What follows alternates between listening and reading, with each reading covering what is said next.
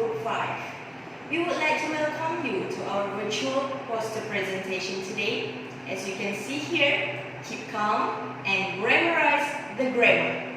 Yes, you hear that right. Grammarize the grammar. Ever heard of the word grammarize? No? If no, that gives more reason why you should listen to our poster presentation today. Since our poster presentation is with regard to English grammar concept, we intend to portray a classroom theme of our poster presentation. Ladies and gentlemen, in Malaysia, students are exposed to learning English since they were in kindergarten and up to until they were in school and even until higher education level. However, despite being exposed to English learning in those long years, many of them struggle to use English without committing any grammatical errors. Hence, we believe that it is a must to analyze the pattern and the trends of those grammatical errors committed by Malaysian ESL students. Therefore, this study aims to analyze the common grammatical errors among Malaysian ESL students and figure out the relationship between those errors and their English learning difficulties. Ladies and gentlemen, three main objectives we have for this study. First, to investigate common grammatical errors in written English.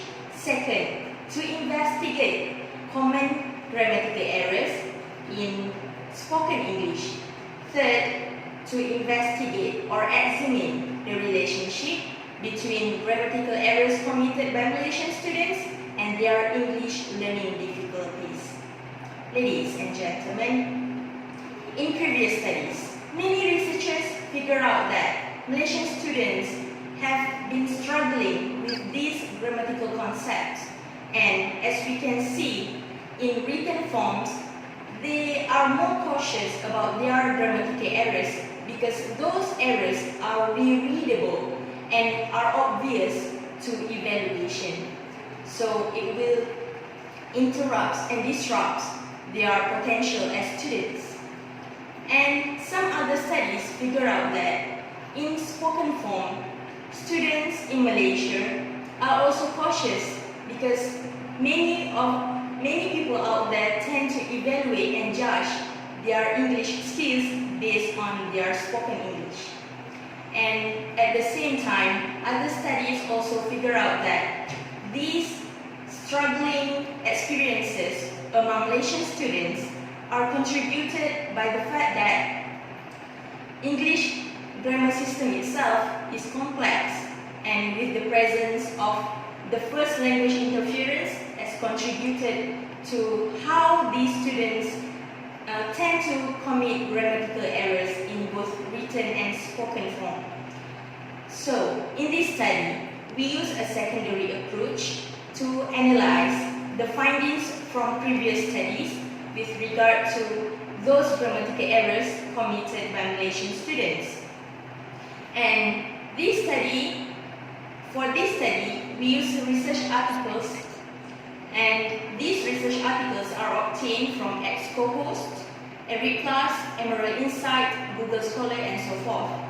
And as a result, we figure out that in written form, the grammatical errors mostly committed by Malaysian students are with regard to subject-verb agreement, nouns, prepositions, and some of parts of speech. And this is similar to English grammatical errors in spoken form.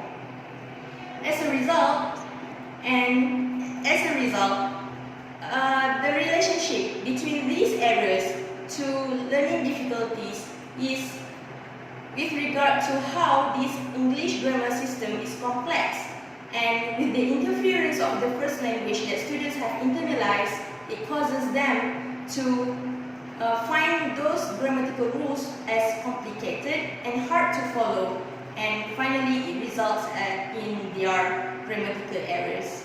Therefore, we believe that students and also teachers who are involved in educating them should specify those areas in grammar which students should focus on, what topics they should improve in so that they can enhance their grammatical skills.